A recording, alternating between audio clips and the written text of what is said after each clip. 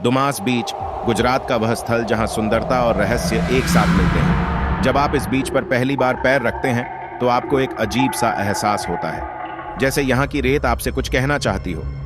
इस बीच की काली रेत के पीछे एक गहरा रहस्य छुपा है। कहते हैं कि यह समुंदर किनारा कभी स्मशान भूमि का हिस्सा था, जहां लोग अपने प्रियजनों का संस्कार करते थे, और शायद इसी वजह से यहाँ की रेत काली है। रात के समय जब समुंदर की लहरें धीरे धीरे बीच पर आती हैं तो कुछ लोगों ने अजीब आवाजें सुनी हैं, जैसे किसी का रोना, किसी की हंसी या फिर किसी की चिल्लाहट। एक पुरानी कहानी है कि एक रात एक युवक अपने दोस्तों के साथ बीच पर आया था। वह सभी मजे कर रहे थे जब अचानक उस युवक की नजरें एक दूरस्थ स्थल पर पड़ीं, जहां कोई अजनबी औरत अकेली खड़ी थी। वह औरत उसे अपनी ओर बुला रही थी। युवक उस औरत की ओर बढ़ा, लेकिन जब वह पहुंचा वह औरत गायब हो गई।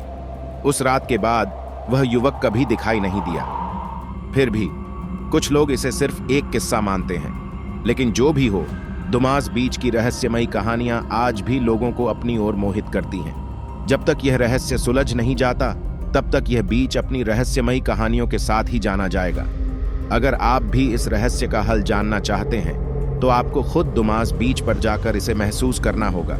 लेकिन एक बात याद रखें, अगर आप रात को जाते हैं तो आप अकेले नहीं होंगे।